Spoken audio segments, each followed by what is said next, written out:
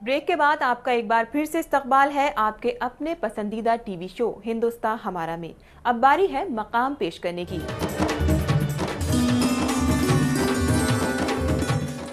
इनके वालिदैन ने इनकी हर राह पर साथ दिया।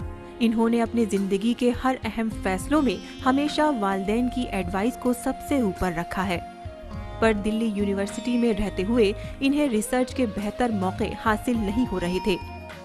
इसी बीच उन्हें रिसर्च वर्क के लिए कनाडा जाने का ऑफर आया। इस बार वो मना नहीं कर पाए। वहाँ रिसर्च का माहौल जो मेरी ट्रेनिंग थी उससे उससे बिल्कुल मुख्तलिफ था।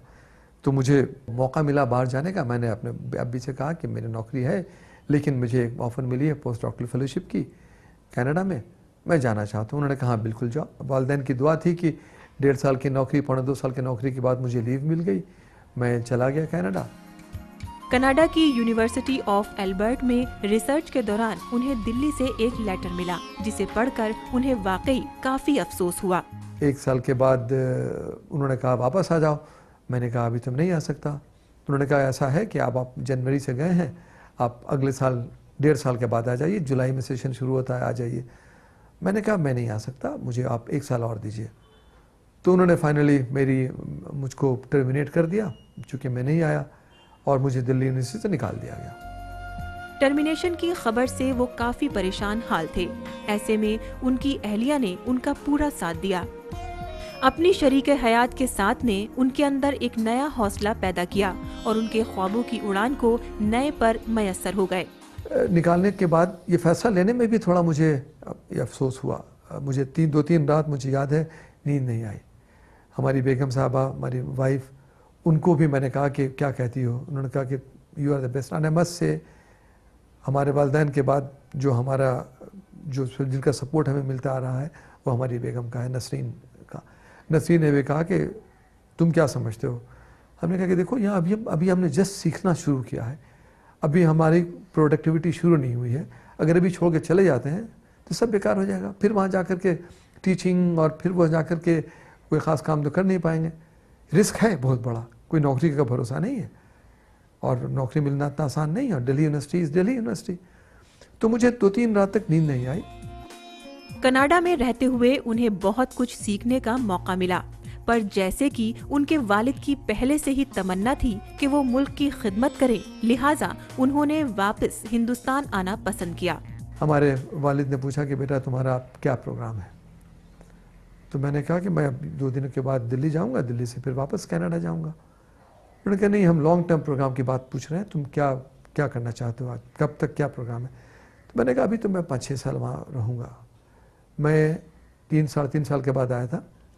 तो उन्होंने कहा कि 5-6 साल रहोगे तो ठीक है, लेकिन एक बात याद रखो हमेशा, जंगल में मोर नाचा किसने देखा। ये मुल्क तुम्हारा मुल्क है, तुम्हें इस मुल्क में आकर के लोगों को इंस्पायर करना है। लोग तुमसे सीखना चाहते हैं। अल्लाह ने तुमको बहुत नवाजा है और नवाजेगा, इसका इत्मीनान रखो। मेरी दुआएं तुम्हारे साथ हैं, तुम वापस आ जाओ, यहाँ अपना बेस बनाओ। ये अल्फाज हमारे दिमाग में आज तक गूंजता रहा और गूंजता है, और यही वजह है कि 1 साल के बाद ही मैंने फैसला किया कि मैं हिंदुस्तान वापस आऊँगा। डॉक्टर सैयद ई हसनैन साहब की जिंदगी का ये अफसाना आज के एपिसोड में बस इतना ही।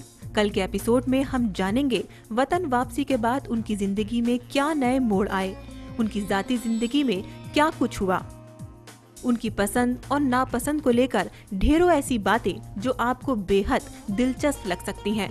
आज बस इतना ही, इंतजार कीजिए कल के एपिसोड का। आज के मकाम में बस इतना ही, लेकिन जनाब हसनैन साहब की जिंदगी की दास्तां कल के एपिसोड में भी जारी रहेगी। आपको हमारा ये प्रोग्राम कैसा लगा ये बताने के लिए हमसे आप इस एड्रेस पर राब्ता कायम कर सकते हैं। यकीन मानिए आपका हर एक मशवरा हमारे लिए बेहद खास है। लाजिम था कि देखो मेरा रास्ता, कोई दिन और तन्हा गए क्यों, अब रहो तन्हा कोई दिन और मिट जाएगा सर, गर तेरा पत्थर न घिसेगा, है दर पे तेरा नासिया, फरसा कोई दिन और। आज के एपिसोड में बस इतना ही। कल फिर होती है मुलाकात इसी वक्त, इसी चैनल पर, इसी प्रोग्राम में।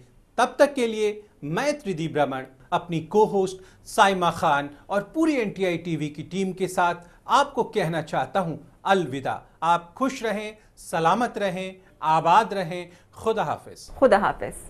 कल के एपिसोड में हमने डॉक्टर सैयद ई हसनैन साहब की पैदाइश और तालीम के बारे में जाना। आज के एपिसोड में हम डॉक्टर हसनैन साहब की पसंद और नापसंद और उनकी निजी जिंदगी की कुछ अहम बातों से पर्दा उठाएंगे।